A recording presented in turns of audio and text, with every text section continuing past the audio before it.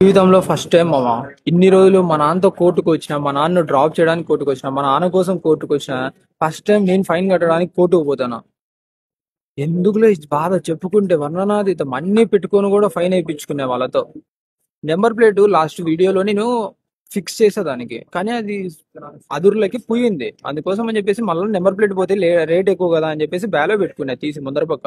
అయినా కూడా చెప్పినా కూడా వినకుండా నిమ్మలంగా ఫైన్ వేసినాడు. నిన్న ఫోన్ చేసి కోర్టుకు రావాలా మీరు అని చెప్పినాడు. ఇంకా మా నాన్నకు ఫోన్ చేసి మాట్లాడిపించిన, డాడీ ఇట్లా పిలుస్తున్నారు డాడీ కోర్టుకు పోవాలంట అని చెప్పేసి.